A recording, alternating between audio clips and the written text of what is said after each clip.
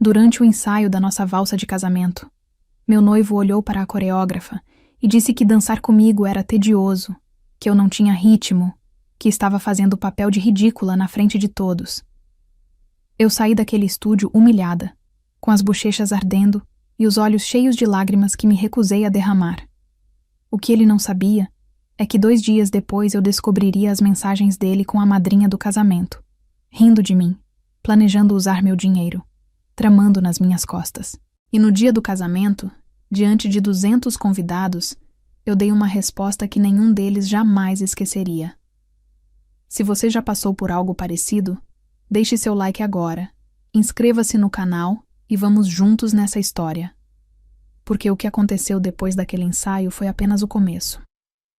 Meu nome é Carolina Mendes, tenho 32 anos e trabalho como executiva de marketing em São Paulo. Conheci o Ricardo há 3 anos, num evento corporativo no Itaim Bibi. Ele era arquiteto, bem-sucedido, daqueles que falam com segurança sobre vinhos e viagens internacionais. No começo, me senti sortuda. Ele parecia atencioso, interessado, diferente dos outros relacionamentos que não deram certo. Morávamos juntos em Pinheiros, num apartamento com vista para a cidade. Jantares em restaurantes sofisticados, finais de semana em Campos do Jordão, fotos que pareciam saídas de revista. Por fora, éramos o casal perfeito. Por dentro, eu já sentia algo estranho, mas não conseguia nomear. Quando noivamos, os preparativos do casamento começaram a consumir nossa rotina. Ricardo queria tudo grandioso, impecável. Escolhemos uma igreja histórica no centro, um buffet renomado, 200 convidados. E claro, a valsa. Ele insistiu que precisávamos de aulas, que seria o momento mais importante da recepção. Contratamos a Daniela, coreógrafa conhecida em São Paulo. Os ensaios aconteciam num estúdio em Moema, 2 vezes por semana. No começo, Ricardo até parecia empolgado. Mas nas últimas semanas, começou a chegar atrasado, reclamar do cansaço, revirar os olhos quando eu errava um passo. Então veio aquela terça-feira. O estúdio tinha espelhos por todos os lados. O chão de madeira clara refletia as luzes. Alguns amigos nossos estavam lá, assistindo ao ensaio final. Eu tentava acompanhar o ritmo, concentrada, quando pisei no pé dele. Ricardo parou no meio da música, afastou-se de mim e olhou diretamente para a Daniela. Dançar com ela é um tédio, ele disse, alto o suficiente para todos ouvirem. Ela não tem ritmo nenhum. Estou fazendo o papel de ridículo aqui. O silêncio que seguiu foi ensurdecedor. Daniela ficou sem reação. Nossos amigos riram nervosamente, como se fosse uma piada de mau gosto. Eu senti meu rosto queimar, o peito apertar, mas não chorei. Peguei minha bolsa e saí daquele estúdio sem olhar para trás. Naquela noite, algo dentro de mim rachou. 2 dias depois, numa quinta-feira chuvosa, Ricardo estava no banho quando o celular dele apitou em cima da cama. Eu estava trocando de roupa, preparando-me para uma reunião. Vi o nome na tela.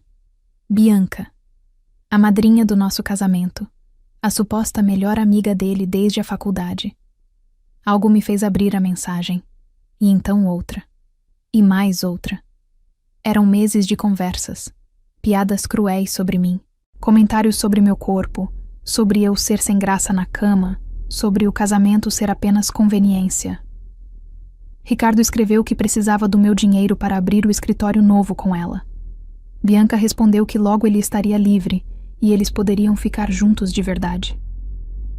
Havia também mensagens explícitas, fotos, insinuações sobre encontros secretos. Eles riam de mim. Riam da minha ingenuidade, da minha dedicação, do quanto eu estava investindo naquele casamento. Fotografei tudo, cada conversa, cada palavra, cada traição. Minhas mãos tremiam, mas eu não fiz barulho. Quando Ricardo saiu do banho, eu estava sentada na cama, aparentemente calma, mexendo no meu próprio celular. Ele me deu um beijo na testa, como sempre fazia, e comentou sobre o jantar. Eu sorri. Disse que estava tudo bem, mas por dentro, algo estava mudando. Não era raiva, ainda não. era clareza, uma frieza calculada que eu não sabia que possuía. Nos dias seguintes, agi normalmente. Até fui mais carinhosa, mais atenciosa. Ricardo pareceu surpreso, aliviado. Achou que eu tinha superado a humilhação do ensaio. Que eu era, como sempre, compreensiva. Enquanto isso, contratei um investigador particular. Ele confirmou tudo. Ricardo e Bianca tinham um caso há 8 meses. Encontravam-se em hotéis, em finais de semana que ele dizia estar viajando a trabalho. Descobri também que Ricardo havia contraído dívidas em meu nome, usando documentos que ele tinha acesso, empréstimos que eu desconhecia completamente. Procurei um advogado, organizei toda a documentação, todas as provas, e então comecei a planejar algo que ele jamais imaginaria. As 3 semanas que antecederam o casamento foram as mais tensas e estratégicas da minha vida. Externamente, eu era a noiva dedicada, resolvendo os últimos detalhes, confirmando fornecedores, sorrindo para a família. Internamente, eu estava montando uma operação de precisão cirúrgica. Contratei uma empresa de eventos especializada em surpresas. Expliquei exatamente o que eu queria. Um vídeo editado profissionalmente com as capturas de tela das conversas entre Ricardo e Bianca, sincronizado para rodar nas telas do salão durante a valsa. Eles ficaram chocados, mas aceitaram o trabalho. Sigilo absoluto foi a condição. Enquanto isso, comecei a ensaiar a valsa sozinha. Contratei outra coreógrafa, em outro estúdio, longe de qualquer lugar que Ricardo conhecesse. Pratiquei todos os dias, às vezes por 2 horas seguidas. Não era sobre dançar bem. Era sobre estar impecável, confiante, pronta. Meu advogado preparou toda a documentação para processar Ricardo pelas dívidas fraudulentas. Também redigiu um acordo pré-nupcial de última hora, que eu faria ele assinar ou cancelaria o casamento ali mesmo. Claro, ele não assinaria. Mas eu precisava de um plano B legal. Conversei com a minha família, mas não contei tudo. Apenas disse que se algo estranho acontecesse no casamento, eles deveriam confiar em mim. Minha mãe ficou preocupada, mas eu a tranquilizei com meias verdades. A semana do casamento chegou. Ricardo estava nervoso, mas não desconfiado. Bianca me ligava fingindo empolgação, perguntando se eu precisava de ajuda. Eu agradecia, doce e gentil. Na noite anterior ao casamento, jantamos juntos. Ricardo brindou ao nosso futuro. Eu ergui a taça, olhei nos olhos dele e sorri.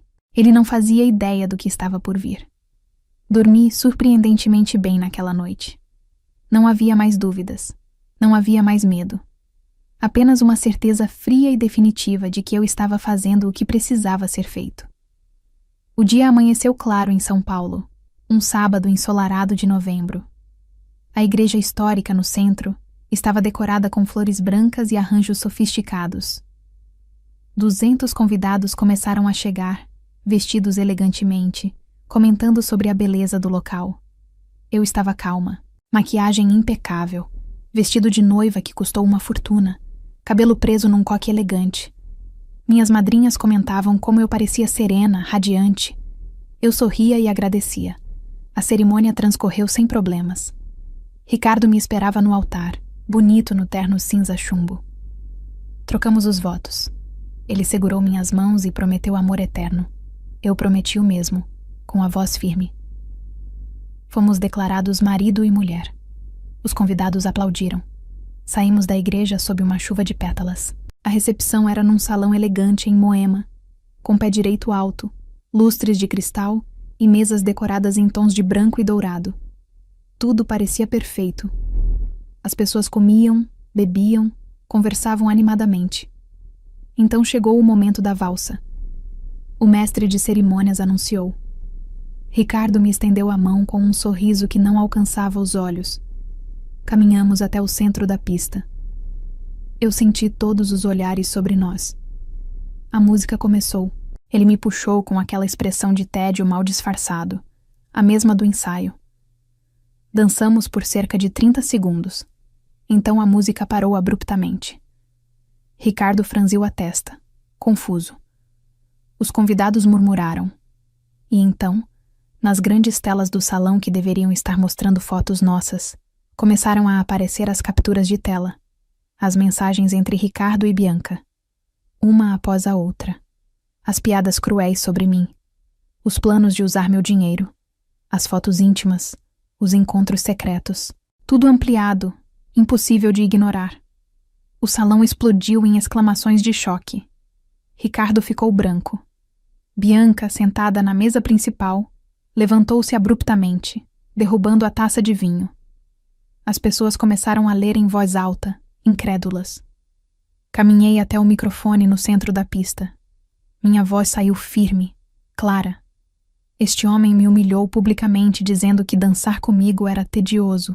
Descobri depois que ele vinha me traindo há 8 meses com a madrinha, planejando usar o dinheiro que investi neste casamento para benefício próprio. Ele também contraiu dívidas em meu nome sem meu conhecimento. O silêncio era absoluto agora. Ricardo tentou se aproximar, balbuciando desculpas. Eu dei um passo para trás. Retirei a aliança, coloquei na mão dele e saí do salão de cabeça erguida. As semanas que se seguiram foram intensas. A história vazou para as redes sociais, viralizou entre conhecidos em São Paulo. Recebi mensagens de apoio de pessoas que eu nem imaginava que sabiam da minha existência. Também recebi críticas, claro. A família de Ricardo me acusou de ter armado um escândalo desnecessário, de ter destruído a reputação dele publicamente. Ricardo tentou me ligar inúmeras vezes, mandou flores, mensagens, até apareceu no meu trabalho. Eu bloqueei todos os contatos e acionei meu advogado. Ele passou a responder tudo por mim. Processei Ricardo pelas dívidas contraídas fraudulentamente. Com as provas que eu tinha, o caso foi direto. Venci. Ele foi obrigado a pagar tudo, limpar meu nome e ainda arcar com os custos legais. A carreira dele como arquiteto sofreu. Clientes importantes cancelaram contratos. A sociedade com Bianca nunca saiu do papel. Ela também foi afastada do círculo social que frequentávamos, marcada como a mulher que traiu a amiga. Eu, por outro lado, comecei terapia. Precisava entender como tinha normalizado tanto desrespeito, como tinha ignorado sinais tão claros. Nas sessões com a psicóloga, aprendi sobre autoestima, sobre limites, sobre o que eu realmente merecia. 3 meses depois, fui promovida no trabalho. Mudei para um apartamento menor, mas que era só meu. Sem memórias compartilhadas, sem fantasmas no armário. Comecei aulas de dança de salão, não para provar nada a ninguém, mas porque descobri que gostava. A comunidade era acolhedora, cheia de pessoas que dançavam pelo prazer, não pela performance. 6 meses após aquele casamento, conheci alguém novo. Desta vez, construí a relação devagar, com atenção aos detalhes, aos sinais, ao respeito mútuo. E aprendi que humilhação disfarçada de brincadeira não é amor. Que desrespeito não deve ser tolerado. Que minha dignidade vale mais do que qualquer casamento, qualquer relacionamento, qualquer aparência de perfeição. Hoje, quando danço, danço por mim. E essa é a melhor valsa de todas. E você? Já passou por uma situação em que percebeu que estava sendo desrespeitada ou desrespeitado em um relacionamento? Como reagiu? Compartilhe sua história nos comentários. Sua experiência pode ajudar alguém que está passando pelo mesmo. Se esta história tocou você de alguma forma, deixe seu like, inscreva-se no canal e ative o sininho para não perder as próximas histórias reais que vamos compartilhar aqui. E não deixe de assistir o próximo vídeo recomendado. Tenho certeza de que você vai se identificar.